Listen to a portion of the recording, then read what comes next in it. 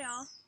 I'm going to give you a brief intro to crocheting because I think some of you might want to use this um, for your guerrilla art installation if you're thinking about yarn bombing, or also in metals class if you're going to do something with yarn for adornment. This could be a really useful thing to do. So crochet is done with a crochet hook, which I'll show you in a second, and the end products.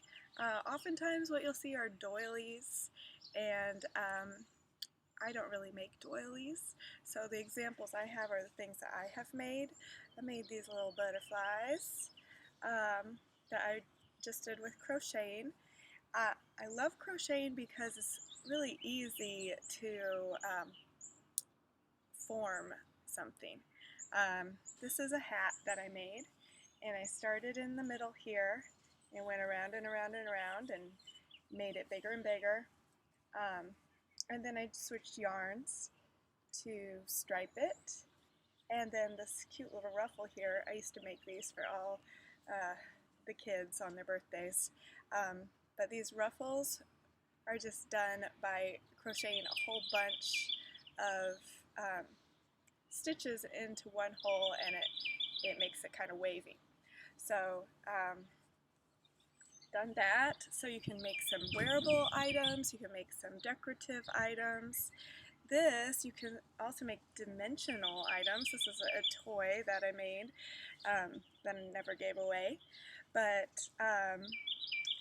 started the same way as the hat, exactly the same. Crocheted around and around, and then I just brought it down sooner than the hat. It goes in a little bit here and then flares out a little bit.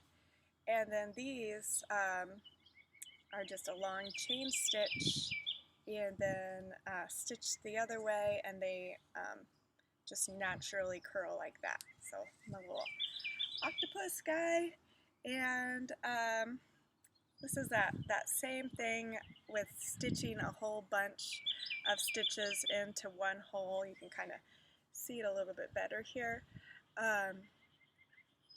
But doing these stitches in one hole, I did that kind of all the way around, and I never finished this, which is kind of a good example to see it in process, but I was just going to stitch it together like this and make like a little flower pin out of it. So not quite right there, but you get the idea. And then here are some toys that I made.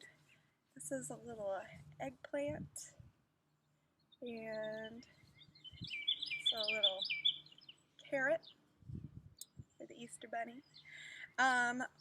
I didn't use stuffing to stuff these, and if you can hear this, what it is stuffed with are beans, just dried beans. I used white navy beans for this, so and for these.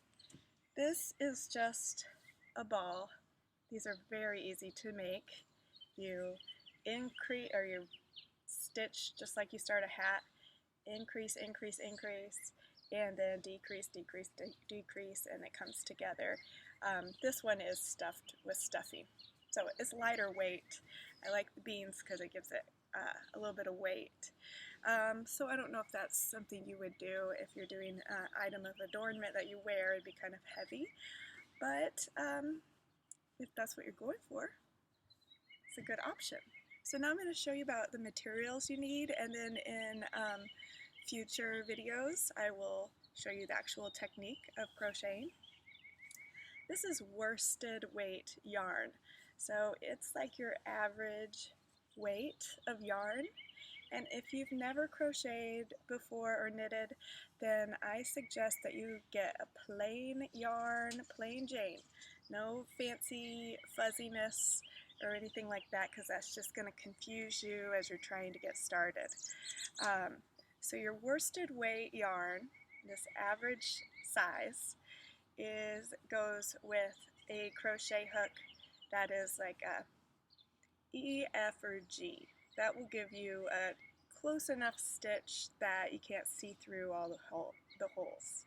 And you can see the size of your crochet hook on the hook itself. This is a fancy one that I ordered from Etsy a long time ago when I was super into crocheting.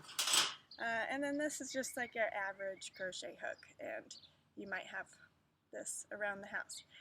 So this is a bigger size. This is an N, and I would use this size with some bulkier yarn.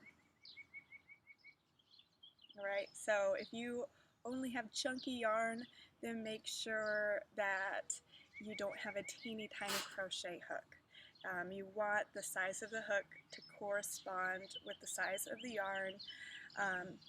If you have a small hook and big yarn, it's just going to be really, really hard to actually do any of the stitching.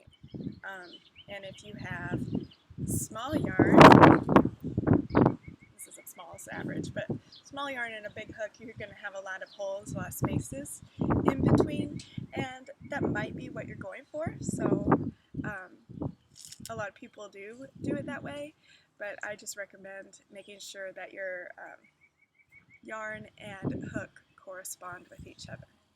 So in my coming videos, you can see actually how to crochet.